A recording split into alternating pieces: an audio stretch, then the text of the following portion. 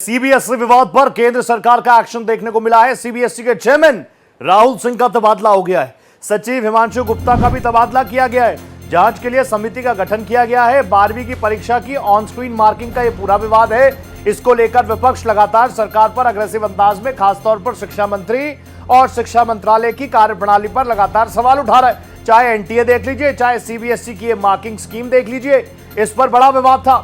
अब इस पूरी घटनाक्रम को एक्सपोज करने के लिए जांच टीम का गठन हुआ है। तो सबसे पहले मैं आपको बता दूं, जो सीबीएसई के चेयरमैन हैं उनको उनके पद से हटाया गया है। फिलहाल जैसे तबादला किया है, अब ये कितना बड़ा एक्शन है आप ही लोग देखिए। तबादला हुआ है, ट्रांसफर हुआ है, कोई सस्पेंशन नहीं है। शायद सस्पेंशन तब होगा जब जांच रिपोर्ट में उनकी संलिप्तता पाई जाएगी या जो लूप होल्स हैं उसमें उनका डायरेक्टली इनडायरेक्टली कनेक्शन पाया जाए। अभी तबादला हुआ है, जांच के लिए समिति का गठन हो चुका है।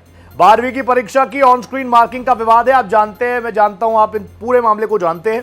इंतजार इस बात का है कि आपके मेरे बच्चों के भविष्य के साथ जिस तरीके से खिलवाड़ हो रहा है, सीबीएसई अलग अलग मार्किंग स्कीम्स लेकर आती है ये बताने के लिए कि इससे और बेहतर ही होगा, बच्चों के लिए और बेहतर ही होगा, आपके बच्चों के भविष्य के लिए और बेहतर ही होगा।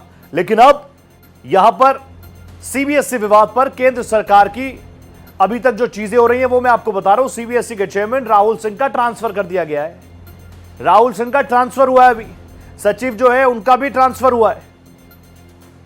यह मंशा रही होगी कि बड़े पद पर अगर अधिकारी बैठे रहेंगे तो निष्पक्ष तौर से जांच नहीं हो पाएगी, इसलिए ट्रांसफर कर दिया। मेरे साथ मेरे सहयोगी राजीव तिवारी जुड़ चुके हैं। राजीव, इस पूरे घटनाक्रम को लेकर साफ तौर पर जो सीबीएसई का विवाद रहा, इसमें चेयरमैन राहुल सिंह का ट्रांसफर हो गया है, सचिव हिमांशु गुप्ता का ट्रांसफर हो गया है। जांच टीम के लिए ये कितनी बड़ी, यहां से क्या कुछ निकल कर आएगा आने वाले दिनों में? बिल्कुल कहा जा सकता है कि यह सरकार का बहुत बड़ा कदम है, क्योंकि देखिए आज जो है स्टैंडिंग कमेटी संसदीय समिति की जो बैठक थी, उस बैठक में सीबीएसई के जो चेयरमैन और सेक्रेटरी सचिव दोनों लोगों को बुलाया गया था। और दिग्विजय सिंह चूंकि संसदीय समिति जो शिक्षा से संबंधित संसदीय समिति है इसके अध्यक्ष है, तो उन्होंने तमाम सवाल किए और उन्होंने कहा कि हम लिखित में कुछ क्वेश्चन देंगे, उसका हमको आंसर चाहिए। हालांकि अभी उनका ट्रांसफर कर दिया गया है। राहुल सिंह जो सीबीएसई के चेयरमैन और सचिव जो हिमांशु गुप्ता इन लोगों को ट्रांसफर कर दिया गया है। लेकिन सबसे बड़ा दुर्भाग्य रहा कि लगातार जो सवाल पुटअप किया गया उस दौरान जब दिग्विजय सिंह के तरफ से या भारतीय जनता पार्टी के जो सांसद जो स्टैंडिंग कमेटी के मेंबर है भीम सिंह, इनके तरफ से, तो वो जवाब नहीं दे पाए। इस दौरान जो है सीबीएसई के एक छात्र को भी बुलाया गया था। उसने पूरी तरह से बताया कि कहां कहां त्रुटियां रही हैं, जो मार्किंग कराया गया है, ऑन स्क्रीन जो मार्किंग हुई है, जो टेंडर प्रक्रिया के द्वारा कराया गया है, इसमें कितनी त्रुटियां रही हैं, क्या पारदर्शिता नहीं रह पाई है, इन तमाम चीजों को बताया गया है छात्र द्वारा। उसके बाद खुद दिग्विजय सिंह और जो बीजेपी के सांसद भीम सिंह हैं, उन्होंने कहा कि अगर आप लोग नहीं कर पाते हैं, अधिकारियों से कहा कि अगर आप लोग नहीं कर पाते हैं तो सीबीएसई बोर्ड के छात्रों को ही अपना सहयोगी बना लिया होता तो यह नौबत नहीं आती। सबसे बड़ी बात है कि देखिए दिग्विजय सिंह ने कहा कि यह जो मार्किंग किया गया है इसमें इतनी जल्दीबाजी क्यों की गई है, जो नई टेक्नोलॉजी टेक्निक लाया गया है मार्किंग करने का, तो इसमें इतनी जल्दीबाजी क्यों की गई है, इसका उत्तर नहीं दे पाए थे राहुल सिंह जी। मुझे ये समझा दीजिए, ये जो तबादला तबादला तबादला आप खुद भी कह रहे हैं, ये कितना बड़ा एक्शन है? तबादला कहाँ किया गया है? आम जनता, अभिभावक, आपके हमारे बच्चों के भविष्य के साथ तो हम किसी को खिलवाड़ नहीं करने देंगे ना। ये तबादला तबादला तबादला, ये इसका क्या इम्पैक्ट रहेगा? और तबादला कहाँ किया गया है? घर पे ही बिठा देते, इससे बढ़िया तो।